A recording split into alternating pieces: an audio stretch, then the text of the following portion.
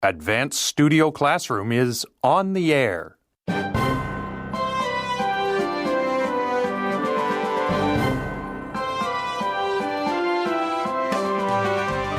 Join us today as we talk about students, school, and stress.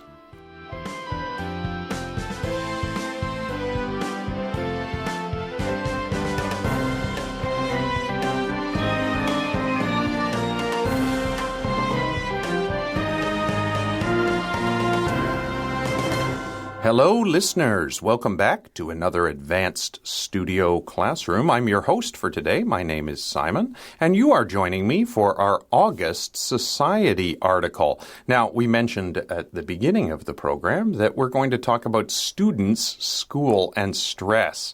And that is true, but this is not an education article. It's a society article because really, the focus here is on the stress that school is causing students to experience. And so there are deeper social effects and implications to all of this. Our article today is called Facing Student Anxiety, and the deck says college pressures causing serious problems in the lives of students. Now, this is a situation that many of our listeners either are personally familiar with or know a student that is experiencing a lot of stress and pressure. And to talk about that with me today, I have two panelists, both of whom have experienced different amounts of stress when they were dealing with school. Jack Smith. Hey, welcome. everyone. Thank you, Simon. And yes, definitely college and, further education beyond that, even if you go to graduate school or even further, there's so much that can be stressful around it. Just entering college or things that happen during college. So, yeah, definitely. It's a very stressful time for a lot of people. Okay, now we live in Taipei here, Jack, and the education system here is a little bit different than where we grew up. So just quickly, for the benefit of our listeners, tell me which parts of your education made you feel a lot of stress? For me, maybe... So once I graduated high school, I would say the first year of college was pretty easy. And then the second year started to get a little bit harder. I think for me, the third year, which is what we call the junior year, was the hardest year of college for me. And then senior year was a little bit easier than junior year. But college was... Yeah, it was definitely a growing experience. I wouldn't say a lot of it was stressful for me. It was challenging. I had a lot more stress when I was working on my master's degree. Interesting. Okay, now that's very different from my experience. But before we get to that, I want to talk to our other panelist, Manya. We've been working together a fair bit on the radio here. It's great to have you back. You have also finished university. Yes. We sometimes talk about you as though you're the young one. And yes. that is true. It is true. But you're actually a graduate of university. You're not a student or anything like that. No. Tell us, which part of your education was the most stressful for you? Or which parts? I would say the end of high school and most of college was stressful, but in different ways. I think high school stress was more of, what am I going to do when I finish school? And in college stress was, how am I going to get everything done? Because it costs a lot of money to be in university. So when you were worried about getting everything done, you were worried about paying the bills, or you were worried about completing on time? Completing on time, because the longer you stay, the more you have to pay. Okay, so that is a very different thing in North America. Listeners, many students in North America complete a 4-year degree in 5 or 6 years. Mm-hmm. So often in North America, students will spend their first 1 or 2 years kind of discovering themselves and figuring out what they want to study. And that is possible because schools don't tightly regulate which classes you have to take when. You get a lot more freedom to sort of explore different subjects and things like that. So that's an interesting idea. Manya, like you, I felt most of the stress at the end of high school, probably my last 2 years of high school, as I was preparing to apply to college. And then, honestly, I just, when I was in university, I felt like I had come alive for the first time in my life. And no stress well, I don't want to say no stress, lots of challenge and lots of things going on, but really feeling like I was alive through that until toward the end of college, because all of my focus had been on getting into the school I wanted to get into and graduating. And I was like, what do I do now? And so at the end of university, there was a lot of stress. But that's interesting. We have different experiences, but our experiences aren't too different from some of the experiences that students or that we'll hear about students having in this article today, though they are probably quite different than the stress experiences of many of our listeners, particularly because getting into the right school is a competitive process at different levels, often in Asia. So, for example, getting into the right high school causes stress at the end of junior high school. Getting into the right university causes stress at the end of. So people here often go through the process more than once, whereas we just go to the school near where we live, right? Yeah. Basically. Oh, man. Yeah, so lots of reason for anxiety. Let's get into what they're saying about this anxiety today. Listeners, we're going to have a look at our first reading. We're just going to look at the first section of the article. Today, of course, we're doing the lesson for August 28th. And so if you look in your advanced magazine, you'll find this reading on page 40. Let's do the reading now.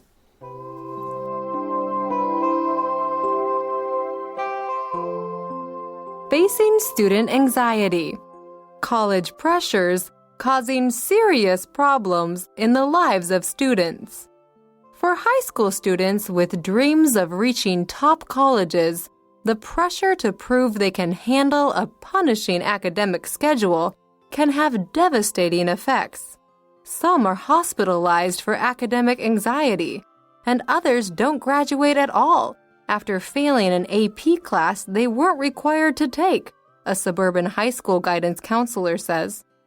Students today are acutely aware of how hard it is to get into the best universities, so they're preparing themselves earlier, many as early as junior high, and some even in elementary school. But until they are in over their heads, it can be hard for them to understand how much is too much, causing academic anxiety or extreme stress over their studies, and what their breaking point will be, said Elizabeth Arbier, a guidance counselor at Crystal Lake Central High School. Without a doubt, academic anxiety is definitely increasing, Arbier said in a recent interview. These kids are setting themselves up for dealing with a lot of pressure, and though some of them will be able to handle it, others are going to come into my office and have a meltdown.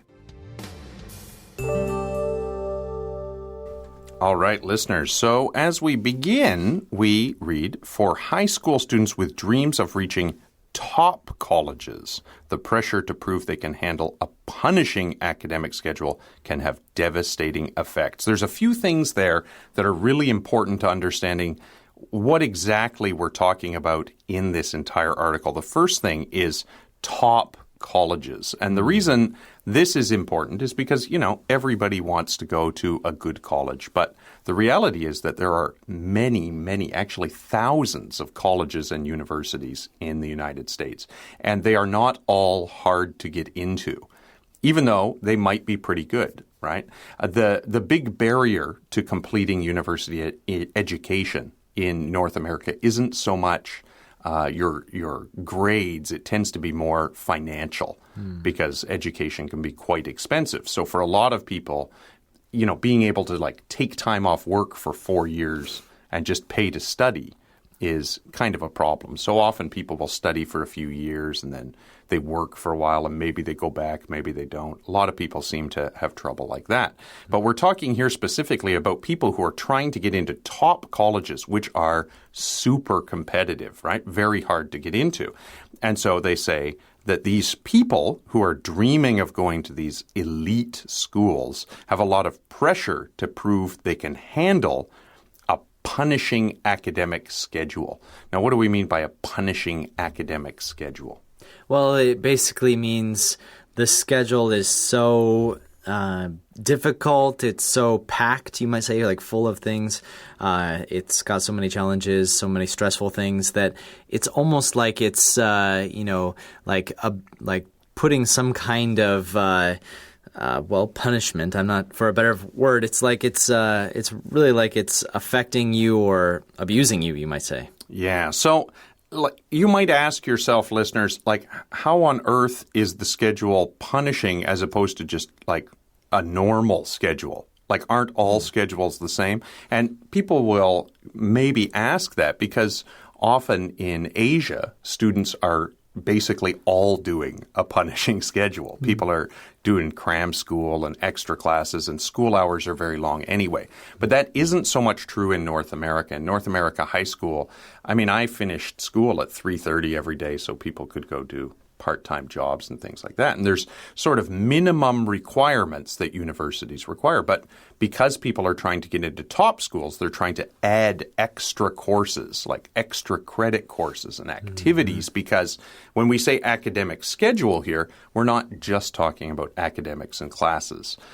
Colleges are interested in other things, like how much volunteering you've done and how many clubs you've belonged to and how many different kinds of clubs you've belonged to. Like, are all of your clubs artistic, or do you do art and sports and business and math? You know, so putting a lot of pressure on students to have a very tight schedule, even when that's maybe not strictly necessary to succeed. It's just necessary to get into the college. So they say here that this can have devastating effects. So what are these devastating effects, Manya?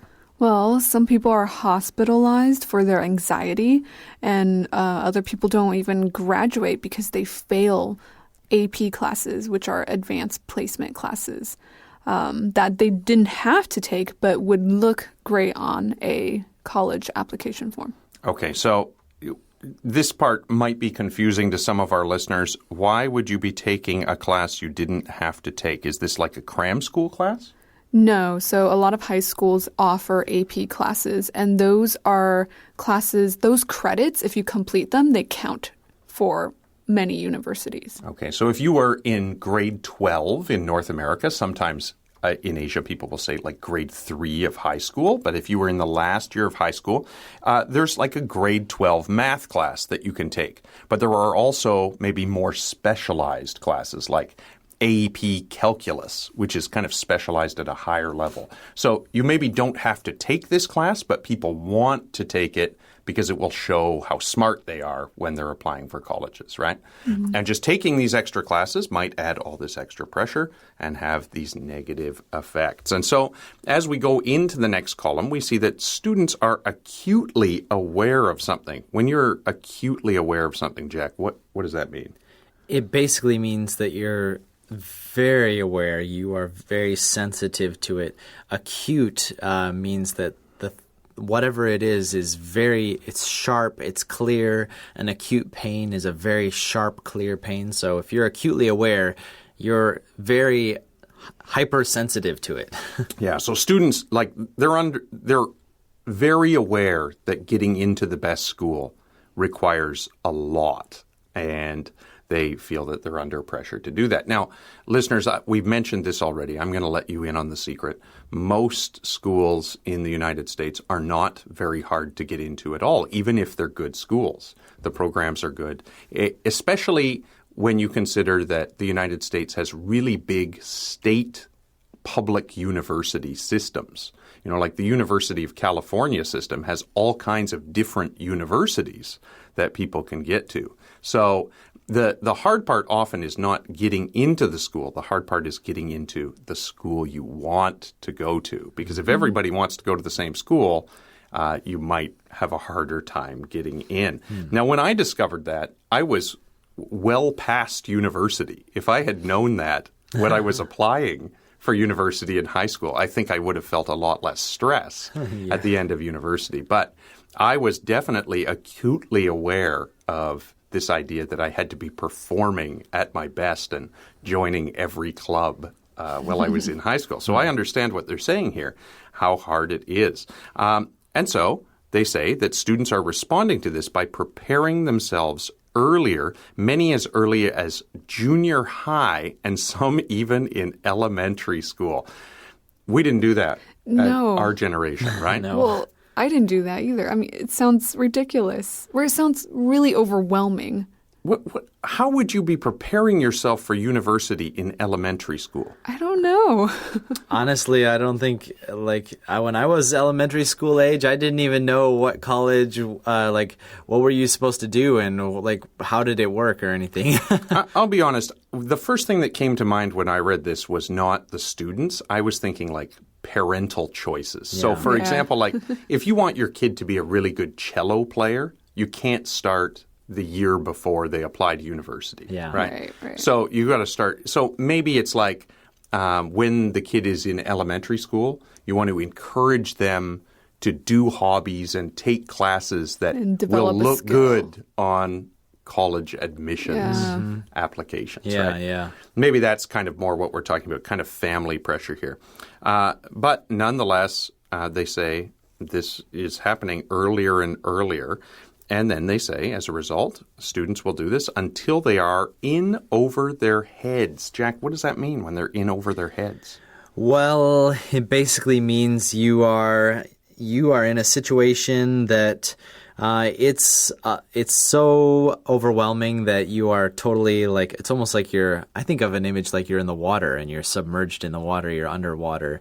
And it's something that you can't get out of. You're buried in it, you might say. It's kind of like you walk from the beach out into the ocean. So you're getting deeper and deeper in the water, and you're maybe not noticing how deep you're getting. So all of a sudden you're underwater and you can't do it, right? And so they say here it can be hard for them, that means the students, to understand how much is too much. And so the result is that they're kind of causing this academic anxiety or extreme stress. And they don't really know what their breaking point will be. So what is your breaking point, Manya? Your breaking point is the point at which your mental strength basically dissolves to stress. It gives into stress and you just start. You break. You break. You fall apart. Yeah, you can't do it anymore, and so you kind of give up. Now, this is according to a school guidance counselor at a school called Lake Central High School. And we have a quote from the guidance counselor. Without a doubt, academic anxiety is definitely increasing. These kids are setting themselves up for dealing with a lot of pressure. And though some of them will be able to handle it, others are going to come into my office and have a meltdown. What is a meltdown? It's an emotional breakdown. It's your breaking point, yes. right? So basically someone comes in and they're crying and they've given up and they can't take it anymore and they're just falling apart. They've put themselves under too much pressure.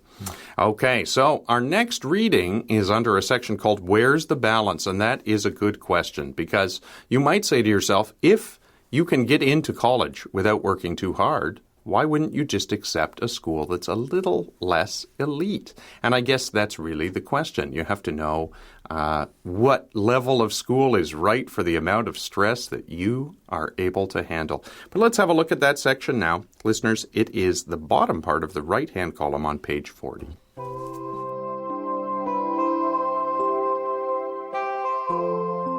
Where's the balance?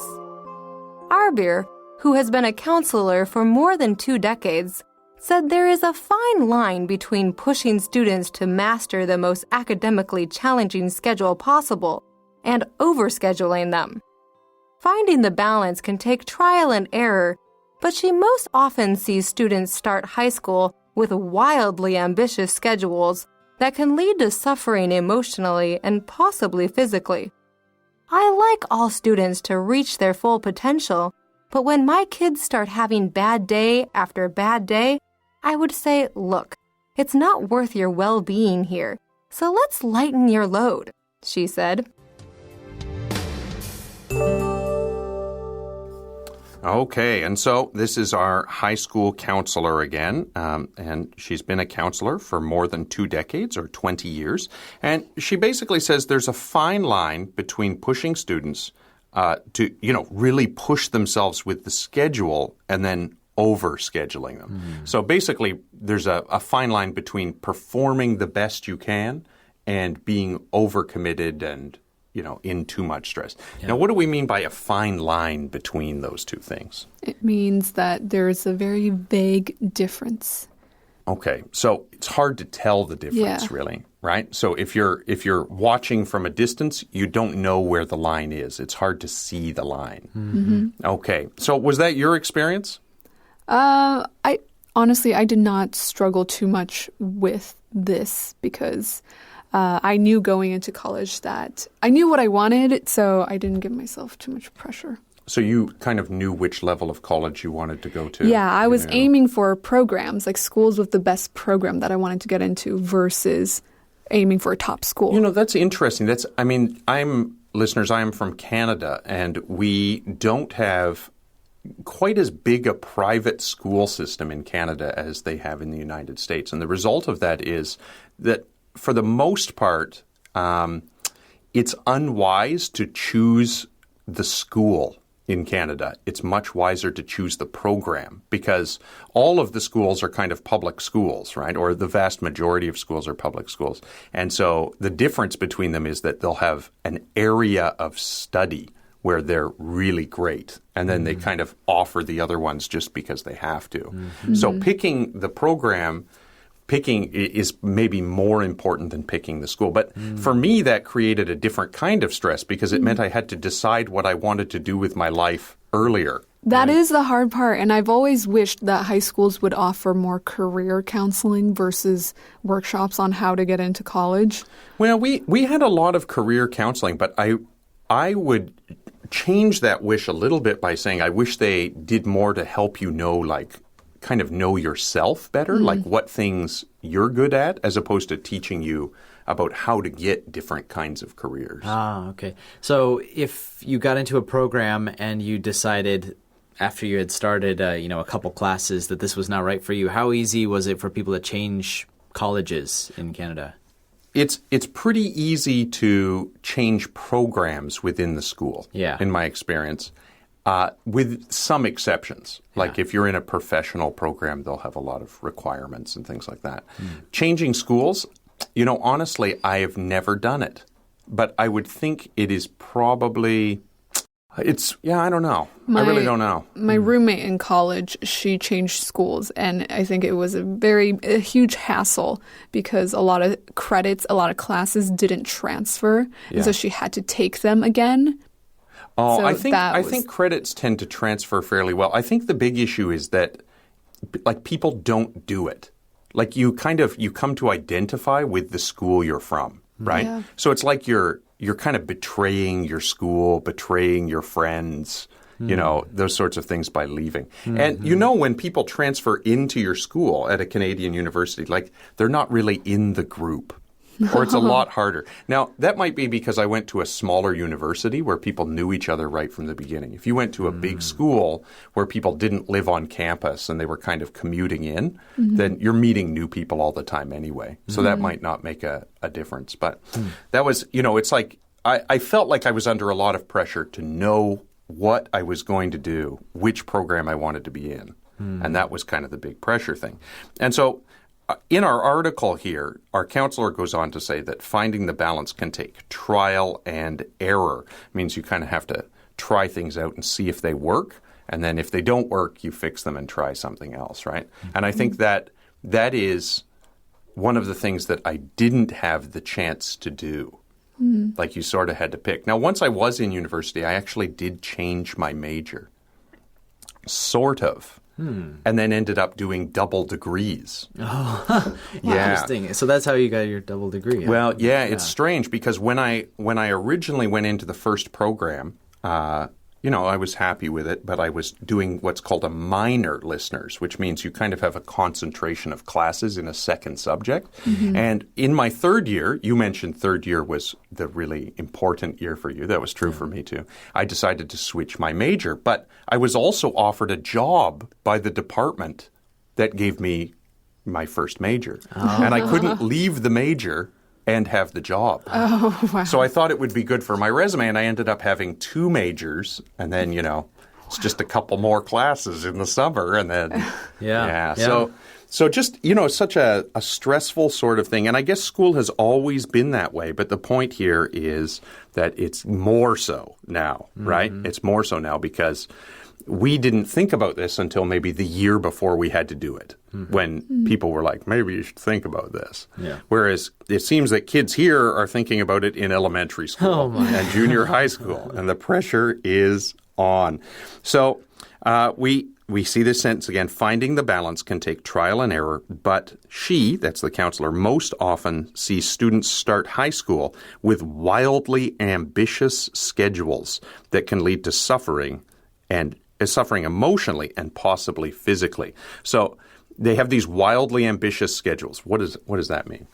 Well, basically, I mean, I think it's important. Everyone has to learn scheduling eventually over your lifetime, and it does take time. So wildly ambitious is maybe like you put classes right next to each other, going through the day, no break times in between. Oh, I can eat lunch walking from this class to the other. I don't need a lunch break, and those kind of choices where like you think that life can just they are nice, neat little blocks, right? This class fits right in between this class and this class, and it just seems to fit. But you find out actually you need gap times in between, and you need chances to get ready for a class or something, and yeah. So. And that's how these students end up physically hurt, because maybe they're not getting enough sleep, they're getting ill, things like that, because they don't have time to do the assignments, the work that comes along with the class, or other things like that. We end our lesson here with a quote. I like all students to reach their full potential, right? We want students to be able to be the best they can be. But when my kids start having bad day after bad day, I would say, look, it's not worth your well-being here. So let's lighten your load. And so I guess this is a recognition that not everybody has the same ability level, right? And so we want people to be doing the best they can, but we don't want everybody to be killing themselves trying to be the best at everything all the time. That brings us to the end of today's lesson. Listeners, please be sure to join us tomorrow as we continue talking about student anxiety that kids are facing in the West. Until then, I'm Simon. I'm Manya. And Jack. Saying bye for now. Goodbye. Goodbye.